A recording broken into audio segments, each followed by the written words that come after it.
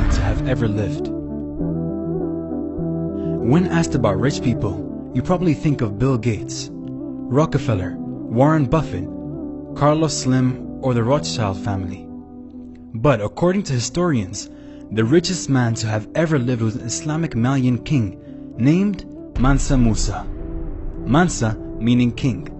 Mansa Musa ruled over the Malian Empire of Mali from 1312 till 1337 and caught the attention of Europeans and Arabs after his renowned Hajj, Islamic pilgrimage, to Mecca in 1324. During this, Mansa Musa's fortune was estimated at $400 billion and caught the eye of many beyond the countries he visited. He was not afraid to give zakat to the poor and build houses and mosques on his way to Mecca. The then Malian Empire contained countries such as Mauritania, Senegal, Gambia, Guinea, Burkina Faso, Mali, Niger, Nigeria, and Chad. This enormous empire stretched up to 2,000 miles from the Atlantic Ocean in the west to Lake Chad to the east of its borders. As a devoted Muslim, Mansa Musa prepared his pilgrimage soon after he took his position from Abu Bakr in 1312. During these preparations, which took years, Mansa Musa used the knowledge and resources from his rich land. Through Malian scholars who helped plan the pilgrimage, finally, in 1324, he took up to 1,000 servants, some say 60,000 with him. They had more than 80 camels loaded with 300 pounds of gold and other needed goods with them for the trip of over 4,000 kilometers. Mansa Musa had 1,200 slaves with him, each carrying a golden adorned staff.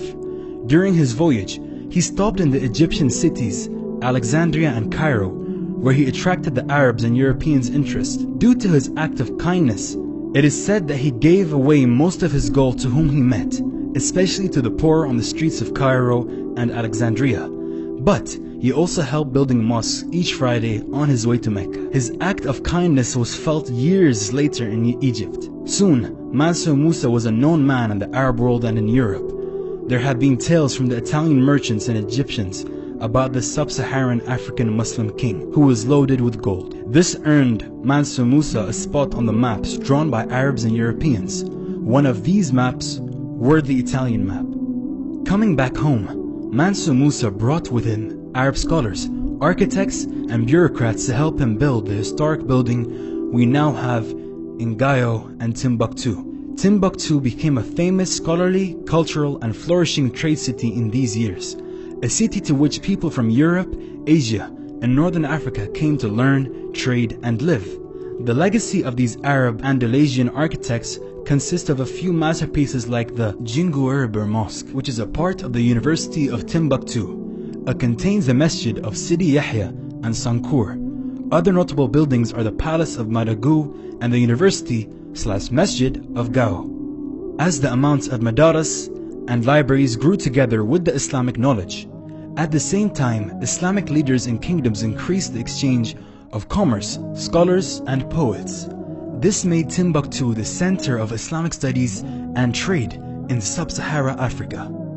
After Mansa Musa's death in 1337, his son Maghan I became Mansa. But his rule did not last as long. Attacks from Morocco and the kingdom of Songhai soon meant the downfall of this great Islamic kingdom.